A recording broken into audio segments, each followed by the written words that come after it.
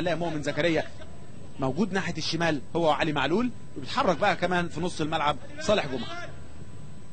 مره ثانيه محمد حمدي يلعب بينيه مره ثانيه 1 2 حلوه لسه فيها خطوره، تترد مره ثانيه عمرو لسه ممكن يلعب لكن يطلع مره ثانيه خارج حدود ال 18 لصالح جمعه. من بدري بيضيعوا فرص سهله جدا.